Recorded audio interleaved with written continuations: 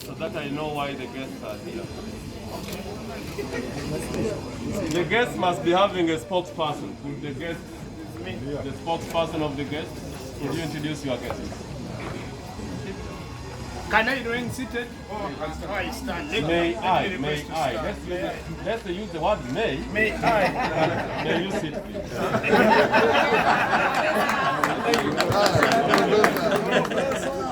Are we okay now? Yes, can you breathe in and out?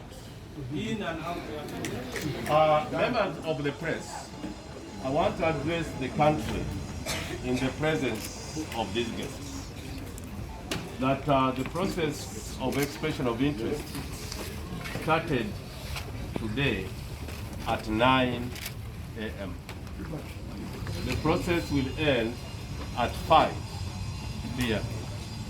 The qualification for candidates for expression of interest for the position of Speaker is one must be an NRM member of Parliament. Yes. Yes. Correct. Qualification number 2, the person who wants to be member of Parliament must express interest. Speaker must express interest to the NRM Electoral Commission. Yes. And it must be written by that person and signed, delivered either by that person or an assigned person. Yes. The country, I want to confirm to you that I've received one candidate so far, and one aspiring candidate so far, Right Honorable Anita Among, who has expressed interest for the position of Speaker. She tendered in her papers through her PA and stated in her letter that she had medical problems. Yes, doctor. We have endorsed her papers and we have received, and she's an aspiring candidate due for SEC. Yes, tomorrow. doctor. Yes. Doctor. For avoidance of doubts, this is not the closure of expression of interest. It is simply the beginning.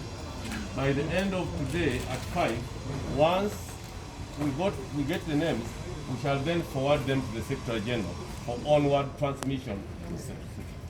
Can we give a motion? For avoidance of doubt, there is no motion here.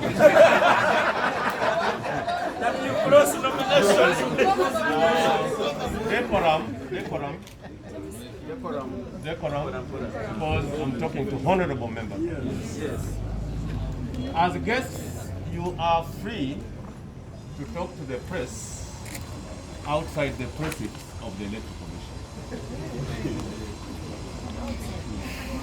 Outside the precincts of the Electoral Commission, so that we avoid any accusation